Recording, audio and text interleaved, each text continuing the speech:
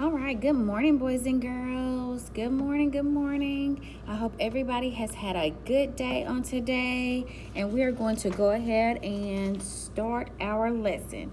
All right, so everybody remember that we've already been talking about our Love That Dog book, okay, by Sharon Creek. So everybody, I need you to get your Love That Dog book on top of your desk, okay, and we are going to be turning to page 5 in our Love That Dog book.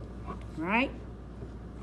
So while everybody is turning to page 5 in our Love That Dog book, I'm going to be discussing with you what we are going to be talking about today. All right.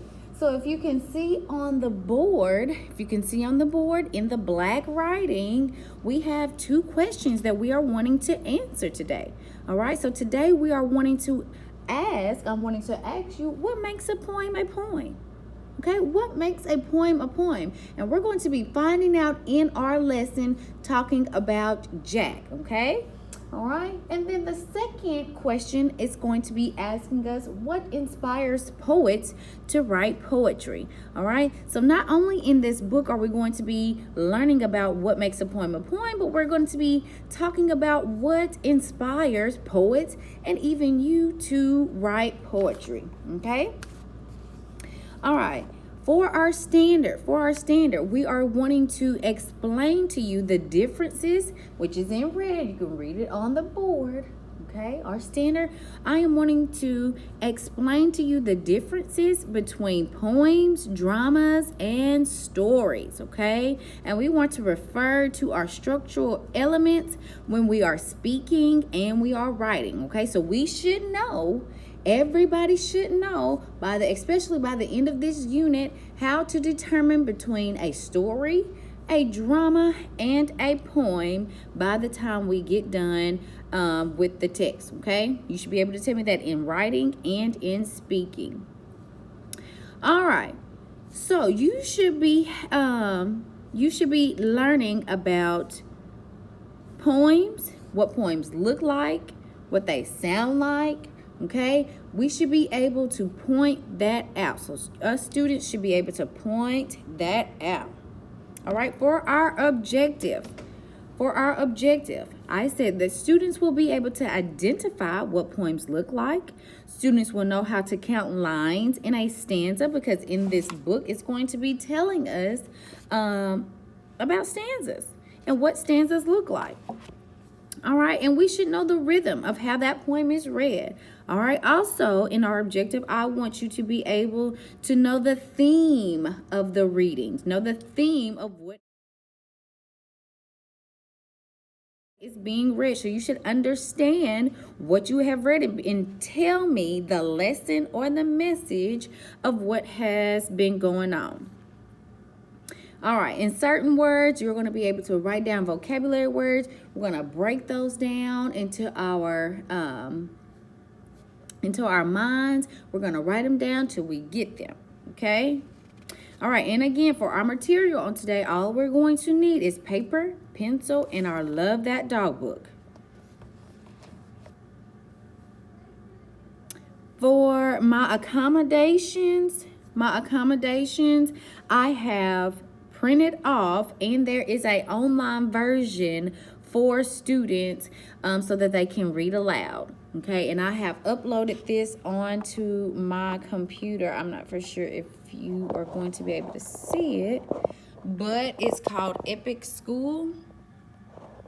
And students are able to go on there and log on under our class account and read about Love That Dog. You know, when they get home and I assign assignments and I assign homework, students should be able to go onto there and click on our reading, and it should read to them out loud.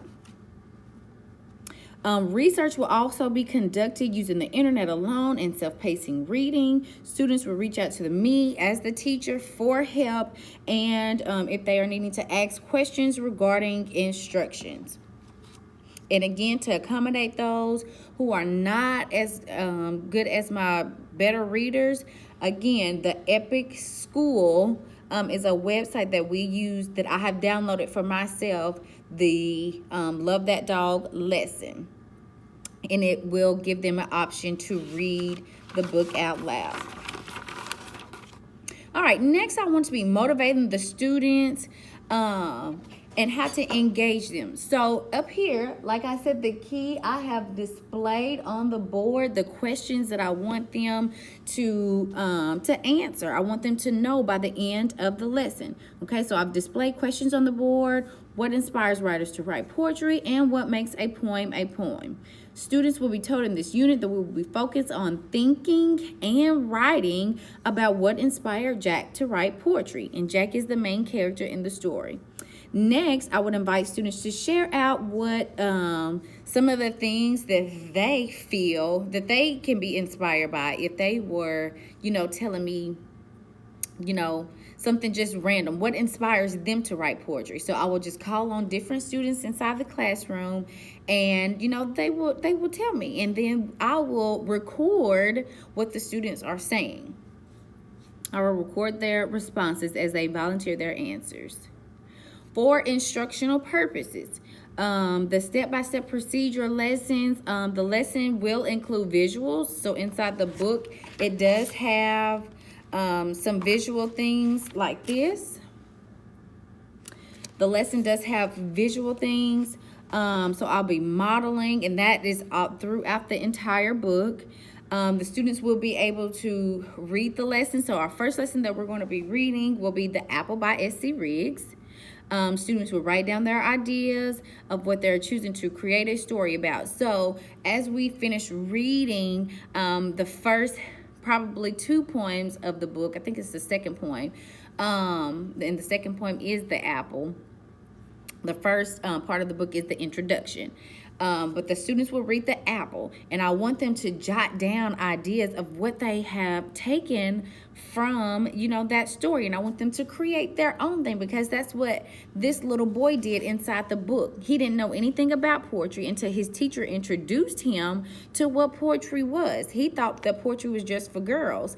And as the lesson went on, as he began to, focus on more of his writing and his thinking, that he began to really like what he did. He began to really like poetry and to write poems. So Jack began to mock some of those authors inside of the book, and he created his own poems by the end of each lesson. All right, students would then create a 3 to 5 sentence 3 to 5 slide PowerPoint explaining why they chose what they're writing about and what inspired them to create this. So again, for us to imitate it or for us to model it, I will have them to create a 3 to 5 slide PowerPoint presentation, letting me know why they chose what they chose. What inspired them to choose this lesson? What inspired them to write this? All right.